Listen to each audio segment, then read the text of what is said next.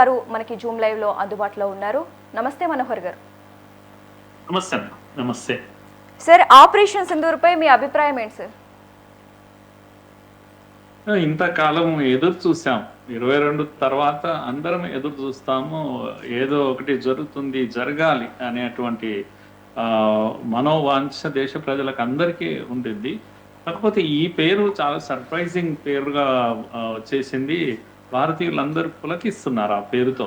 ఎంత అద్భుతమైన పేరు అంటే, నిజంగా సింధూరం నుదిటి సింధూరం రాలిపడిపోయినటువంటి మహిళలు, భర్తలను పోగొట్టుకున్నటువంటి మహిళలు, వాళ్ళ యొక్క కన్నీటిని తుడ్చడానికే ఈ ఆపరేషన్ అనేటువంటి ఒక మెసేజ్ ఒక్కటే ఒక మాటలో, ఆపరేషన్ సింధూర్ అనేటువంటి మాటతో ఒక పెద్ద కమ్యూనికేషన్ పోయింది. వాళ్ళంతా పులకించిపోతున్నారు. నిజంగా వాళ్ళ యొక్క మరణాలకు న్యాయం జరుగుతోంది ఇప్పుడు అనేటువంటి ఒక సంతృప్తి వాళ్ళు వ్యక్తం కూడా చేస్తూ ఉన్నారు. అటువంటి ఒక ఆపరేషన్ మనం కళ్ళలో ఉతులేసుకొని చూస్తున్నాము. అనుకున్నట్టుగానే జరిగిపోయింది.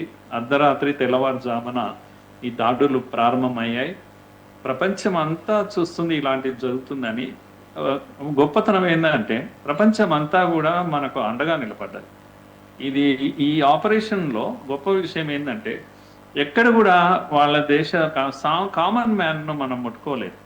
సామాన్యుడు ముట్టుకోకుండా, అలాగే ఆర్మీని కూడా డిస్టర్బ్ చేయలేదు. వాళ్ళ ఆర్మీని కూడా కేవలము ముష్కరుల యొక్క క్యాంప్స్ను మాత్రమే టార్గెట్ చేసి చాలా చాలా వ్యూహాత్మకంగా టార్గెట్ చేశారు. ఇది కనుక అది పిఓకేనా లేకపోతే మన బార్డర్కు దగ్గర ఉందా దూరం ఉందా అనే విషయం చూడలేదు.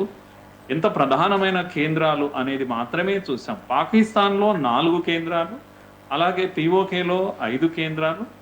కనుక ఇక్కడ పాకిస్తాన్లో ఉందా ఇంకెక్కడ ఉందా అనేది చూడడం కాదు, ఎంత ప్రధానమైనటువంటి కేంద్రాలు ఇవి. అక్కడ పెద్ద ఎత్తున వాళ్ళ క్యాంప్స్ ఉన్నాయి, వాళ్ళ ట్రైనింగ్ సెంటర్స్ ఉన్నాయి, వాళ్ళ ఎక్విప్మెంట్ ఉంది, ముఖ్యంగా ఆయుధ సామాగ్రి ఉంది.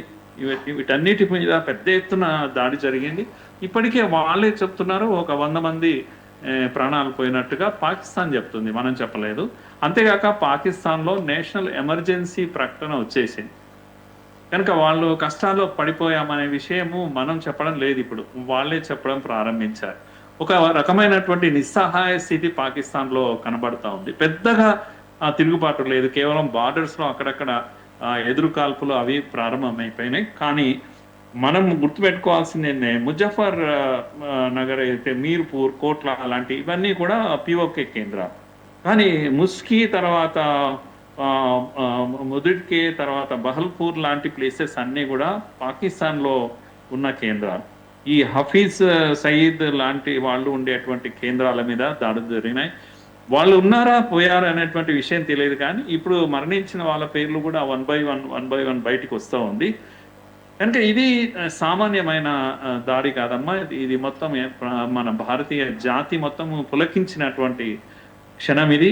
మన సైన్యానికి తప్పకుండా మనం అభినందన తెలపాలి, రుణపడి ఉండాలి. మన సైన్యం ఒక డిసిప్లిన్, క్రమశిక్షణ కలిగిన సైన్యంగా, ముగ్గురు నేవీ, ఆర్మీ అండ్ ఇది కూడా అందరూ కలిసి ముక్కుమ్మడిగా దాడి చేశారు. దీంట్లో మనం చెప్పుకోదగ్గ విషయం ఏంటంటే, వాళ్ళు చెప్పుకోలేని విషయం ఏంటంటే, ఇప్పటికే 2-3 విమానాలు పడిపోయాయి. ముఖ్యంగా F-16 ఒకటి పడిపోయింది, అది అమెరికాకు చెందింది. ఇంకోటి ఏమో చైనాకు సంబంధించిన ఒక విమానం పడిపోయింది, యుద్ధ విమానం పడిపోయింది. అయితే చైనాకు పాకిస్తాన్కు ఒప్పందం ఉంది, మా పేరు రివీల్ చేయకండి, ఇది భారత్ యొక్క దీన్ని తట్టుకోలేకపోవచ్చు, ఆకాష్ లాంటి వెపన్స్ని మనం వాడాం కనుక తట్టుకోకపోవచ్చు, అనవసరంగా మా పేరు వస్తుంది, అందుకే పేరు చెప్పడం లేదు.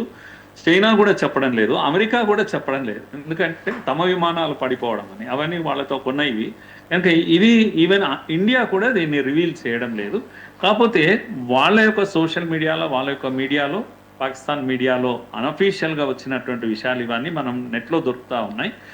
కనుక ఇది ఇంకా చాలా విషయాలు బయటకు వస్తాయి. ఈ దాడిలో కొన్ని విషయాలు మాత్రమే మనకు ఇప్పుడు బయటకు వస్తూ ఉన్నాయి.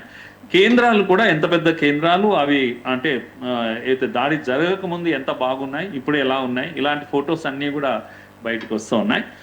అన్ని హాస్పిటల్స్ అన్నీ కూడా, ఎమర్జెన్సీ వార్డ్స్ అన్నీ కూడా నిండా వీటితో గాయాల పాలైనటువంటి వాళ్ళతో నిండి ఉన్నాయి. అంటే వీళ్ళంతా కూడా టెర్రరిస్టుల శవాలతోటి, టెర్రరిస్టుల గాయాల పాలైనటువంటి వాళ్ళతోటి నిండి ఉన్నాయి. ఈ ఫొటోస్ కూడా వస్తున్నాయి. నెట్లో ఇవన్నీ అవైలబుల్ ఉన్నాయి. కనుక పరిస్థితి చాలా ఇప్పటికే ఒకటే ఒక దాడి, ఇది కేవలం చాలా తక్కువ సమయంలో చేసినటువంటి దాడి. ముందుంది ముసళ్ళ పండగ అని అంటాం, ఇది కేవలము ట్రయల్ మాత్రమే. సినిమా, అసలైన సినిమా ఇంకా ముందుంది అని ఆర్మీ వాళ్ళు చెప్తున్న దాన్ని బట్టి, వాళ్ళ యొక్క ప్రెస్ కాన్ఫరెన్స్ లో వాళ్ళు చెప్పిన విషయాలను బట్టి మనకు అర్థం అవుతుంది. ఆర్మీలో ముఖ్యంగా మహిళా ఆర్మీ ఆఫీసర్స్ వాళ్ళ యొక్క మీడియాలో మాట్లాడుతున్న విషయాలు చూస్తే ఎంతో ఆనందంగా ఉంది మనకందరికి కూడా. మన ఆర్మీ ఆఫీసర్స్, ఉమెన్ ఆఫీసర్స్ వీటిలో పాల్గొన్నారు.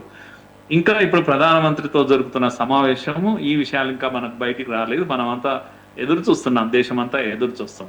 ఓకే సార్, అలాగే ఈ ఆపరేషన్ చాలా మంది విపక్ష నాయకులు కూడా సపోర్ట్ చేశారు. ఖర్గే కావచ్చు, అలాగే రేవంత్ రెడ్డి కావచ్చు, రాహుల్ గాంధీ, అసదుద్దీన్ ఓవైసీలు జై హింద్ అని ట్వీట్ చేశారు. మరి దీన్ని ఎలా చూడాలంటారు? చాలా సంతోషం, ఎందుకంటే ఇప్పటికైనా రాజకీయాలు పక్కకు పెట్టడం, అందరూ ఒక్కటిగా నిలబడడం చాలా అవసరం. నాకు తెలిసి ఇప్పటికి కూడా ఈ దుర్మార్గం మనము తగ్గించుకోవాలి, ఇప్పటికైనా తగ్గించుకోవాలి. ఏది ఉన్నా రాజకీయ విభేదాలు ఉంటే మీరు ఆ తర్వాత మనం మాట్లాడుకోవచ్చు, కానీ వీటిని కూడా ఏమంటాము సాక్ష్యాలు అడగడం లాంటివి ఇంకా కొందరు మొదలు పెడతారు.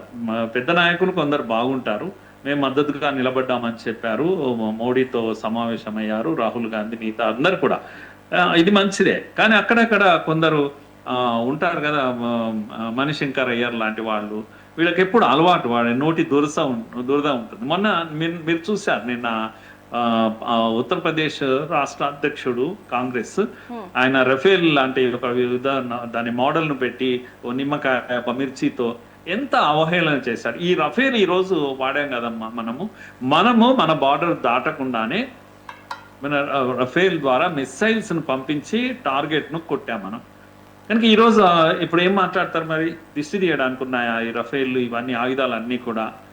కనుక ఇప్పటికైనా ఇవి మానుకోవాలి, ఇటువంటి దుర్మార్గాన్ని. ఎందుకంటే వాళ్ళు their people are making fun of it. మీరు చేసే అటువంటి వీడియోలు, మీరు చేస్తున్నటువంటి ఇది వెక్కిరింపులు, ఇవన్నీ కూడా అవతల ఎనిమిది వాడుకుంటున్నాడు, మనల్ని అవహేళన చేస్తున్నారు అక్కడ పాకిస్తాన్లో. కనుక ఇవి ఇప్పటికైనా మీరు అన్నట్టుగా రేవంత్ రెడ్డి కానీ మిగతా నాయకులు కానీ జై హింద్ అని, వందే మాత్రం, నిజంగా కూడా వీళ్ళంతా కూడా స్పందిస్తున్నారు. చాలా అద్భుతం, ఒక్కటిగా నిలబడడం చాలా అద్భుతం. అలాగే ఉండాలి మనమంతా కూడా. పాకిస్తాన్కి ఎటువంటి జవాబు చెప్పాలంటే ఇక భవిష్యత్తులో ఇటువంటి దుర్మార్గం, ఇటువంటి ఆలోచనే చేయకూడదు. మాకెందుకు వచ్చిన గొడవ ఈ ఇండియాతో అన్నట్టుగా మారిపోవాలి. అప్పుడైతేనే మన కాశ్మీర్ కూడా హ్యాపీగా ఉంటుంది. చుట్టుముట్టు ఈవెన్ బంగ్లాదేశ్ వీటిల్లో కూడా అక్కడ హిందువులకు జరుగుతున్న ప్రమాదం ఏంటో అవి కూడా మానేస్తారు. ఎందుకంటే ఈ యాక్టివిటీస్ అక్కడ ఇక్కడ అంతటా నడుస్తూ ఉన్నాయి. ఇది చుట్టూ దేశాలకు కూడా ఒక రకమైన భయము, భక్తి కూడా ఉంటుంది. కనుక మనం ఒక్కటిగా నిలబడాల్సిన సమయం ఇది. సరే, అలాగే గతంలో ఇదే నాయకులు సర్జికల్ స్ట్రైక్ పై ఆధారాలు ఏవని అడిగారు. మరి ఈ ఆపరేషన్ పై కూడా భవిష్యత్తులో ఆధారాలు ఏవి అని అడిగే అవకాశం ఉంది అంటారా? ఉంటుంది, ఎందుకంటే నిజంగా కూడా ఫొటోస్ కనుక క్లియర్ కట్ పిక్చర్స్ అవి రాలేదనుకోండి, అప్పుడు ఏమంటారంటే ఏముంది అర్ధరాత్రి చీకట్లో ఏవో ఫోటోలు ఎవరో ఇచ్చినాయి, ఇలాంటివన్నీ కూడా, లేకపోతే గ్రాఫిక్స్ అని కూడా అనేటువంటి అవకాశం ఉంటుంది. అది ఎన్నికల సమయంలో పాలిటిక్స్లో వీళ్ళు వాడతారు, మనకేమి ఇబ్బంది లేదు. ఎన్నికల సమయంలో వాడితే, ఇంకేదో సమయంలో వాడితే. కానీ ఏదైనా సరే మీరు ఎప్పుడైనా వాడండి, పాలిటిక్స్ ఏమైనా చేయండి, కానీ యుద్ధ సమయంలో దయచేసి అలాంటివి మాట్లాడద్దు. రెండవది ఏంటంటే మన జవాన్లను కించపరచదు. వాళ్ళు చేసిన త్యాగాలు కానీ, వాళ్ళు తీసుకున్నటువంటి రిస్క్ ఏదమ్మా, ఇప్పుడు ప్రాణం అడ్డు పెట్టి వెళ్తూ ఉన్నారు వాళ్ళు. ఒక రఫేల్ లాంటి విమానంలో మీరు ఎక్కారంటే మీరు తిరిగి వస్తారనేది ఏమీ గ్యారంటీ ఉండదు. అలా ప్రాణాలు తెగించి పోరాడుతున్నటువంటి మన జవాన్లను మనమే కించపరచుకోవడం ఇదైతుందో. ఇప్పుడు నేను ఒక మాట చెప్తున్నాను, మీరు అడిగారు కనుక, ప్రెస్ బ్రీఫింగ్లో మీడియా ముందుకు వచ్చేసి 3-4 ఆఫీసర్స్ మాట్లాడారు. దాంట్లో 2-3 మహిళలు ఉన్నారు, పురుషులు ఉన్నారు, నేవీకి సంబంధించిన, ఎయిర్ ఫోర్స్ సంబంధించిన వాళ్ళు, వాళ్ళ విషయాలను వాళ్ళ ప్రజెంట్ చేశారు. నేనేమంటున్నా అంటే ఒక్క చిన్న కానిస్టేబుల్ స్థాయి ఒక అధికారి వచ్చి మాట్లాడినా నేను దాన్ని గౌరవిస్తాను. ఎందుకంటే వీర జవాన్ అతను కనుక ఆయన చెప్పాడు కనుక అది 100% కరెక్ట్ అంతే. కనుక మోడీ చెప్తే పలికాడు, మీడియా ముందుకు వచ్చి మోడీ మాట్లాడిస్తున్నాడు వాళ్ళతో, ఇలాంటివన్నీ పిచ్చి మాటలు మనం మాట్లాడకూడదు. మన జవాన్, మీరు మోడీ మాట్లాడిన దాన్ని విమర్శించండి, లేదా ఇంకొక అమిత్ షా మాట్లాడితే విమర్శించండి. కానీ ఒక ఆర్మీ జవాన్ ఎవరైనా సరే, ఆఫీసర్ అయినా సరే, కింది ఆఫీసర్ అయినా మీడియా ముందుకు వచ్చి ఒకటి చెప్పాలంటే 100% అది కరెక్ట్ అని అనుకోవాలి. అలా అనుకోలేకపోతే మీ రక్తంలో ఏదో ప్రాబ్లం ఉంది అని, పొల్యూట్ అయిపోయింది మీ రక్తం అని అర్థం, మీ మెదడులు పొల్యూట్ అయిపోయినాయి అని అర్థం. కనుక జవాన్లు చెప్పిన దాన్ని మీరు ఖండించకండి దయచేసి. దాన్ని 100% యాక్సెప్ట్ చేయండి. మేము ఇది చేశామంటే చేశామనే లెక్క. ఇంకా వాళ్ళకి ఇన్స్ట్రక్షన్స్ ఉన్నాయి, కొన్ని చెప్పొద్దు కానీ చెప్పడం లేదు. అంతర్జాతీయ వీటిని కూడా దృష్టిలో పెట్టుకొని కూడా, ఉదాహరణకు నేను ఇంతకు ముందు చెప్పాను, అమెరికా ఫ్లైట్ పడిపోయింది, పాకిస్తాన్ వాడింది, చెప్పకూడదు అనే ఒక ఒప్పందం ఉంది కనుక చెప్పడం లేదు. చైనా ఫ్లైట్ పడిపోయింది, చెప్పడం లేదు. వాళ్ళు చెప్పడం లేదు, మనము చెప్పడం లేదు.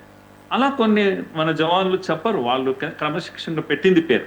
అందుకని ఇప్పుడు రాజకీయాల్లో నా విజ్ఞప్తి ఏంటంటే, మన అధికారులు ఏదైనా చెప్తే 100% అది కరెక్ట్, దాని సాక్ష్యాలు అడగొద్దు మనం. ఇంకా వాళ్ళు చెప్పాక అయిపోయింది, వాళ్ళు వెళ్తారు, కొడతారు, వస్తారు. దానికి సాక్ష్యాలను ఇవ్వడానికి కావాల్సిన ఫోటోగ్రాఫర్ని తీసుకెళ్లారు. ఎందుకంటే మీరు మీ మీటింగ్స్ లో వేదిక ఎక్కగానే 3 పెట్టుకుంటారు కింద ఫోటోలు తీయడానికి, దాన్ని ప్రచారం చేసుకోవడానికి. ఆర్మీ జవాన్లు అలా పెట్టుకోరమ్మా. కనుక వాళ్ళకు అవన్నీ ఏ సోయి ఉండదు ఆ టైంలో.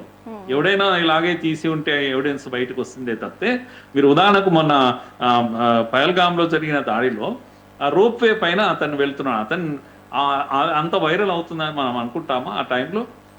లేకపోతే జవాన్లు ఎవరైనా తీసా, ఆయన తీసాడు కనుక వచ్చింది. లక్కీగా ఆయన కూడా తెలియదు ఎవరో తీశారు, అది వచ్చింది. అలాంటివి కొన్ని వస్తే రావచ్చు, కానీ ఆర్మీని దయచేసి మనం సాక్ష్యం అడగకూడదు అనేటువంటి అభిప్రాయం నాకుంది. సార్, ఇప్పటికే కొన్ని ప్రాంతాల్లో మాక్ డ్రిల్స్ నిర్వహించారు. యుద్ధమే వస్తే మన ప్రజలు సిద్ధంగా ఉన్నారని మీరు భావిస్తున్నారా? చాలా రోజులకు భారతదేశం యుద్ధానికి సన్నద్ధం అవుతాం. నేను అనుకుంటాను, ఎప్పుడు బంగ్లాదేశ్ యుద్ధం అప్పుడు 71లో అప్పుడు కొంత జరిగింది, కొంత ప్రాంతంలో మాత్రమే జరిగింది. నేను కూడా అప్పుడు స్టూడెంట్ లీడర్గా ఉండేవాడిని. కానీ నేను అప్పుడు జస్ట్ 10th క్లాస్ దీంట్లో ఉన్నాను, తెలియదు. కానీ గుర్తుంది నాకు ఇప్పటికి కూడా. ఈ ట్రైనింగ్లో అన్ని స్కూల్స్లలో, బార్డర్లో ఉన్న స్కూల్స్లో, కాలేజెస్లో పిల్లలంతా కూడా, అంటే ఏదైనా ఒక బాంబింగ్ జరిగినప్పుడు ఎలా ఉండాలి, మనం ఏ జాగ్రత్తలు తీసుకోవాలి, ముఖ్యంగా నైట్ టైం లైట్స్ అని స్విచ్ ఆఫ్ ఎందుకు చేసుకోవాలి, ఎనిమికి తెలియకుండా, ఇలాంటివన్నీ ట్రైనింగ్ ఇస్తూ ఉంటాం. దేశమే సన్నద్ధం అవుతుంది, ఆర్మీ కాదు, సిద్ధం అవుతుంది. ఒక అద్భుతమైన క్షణం.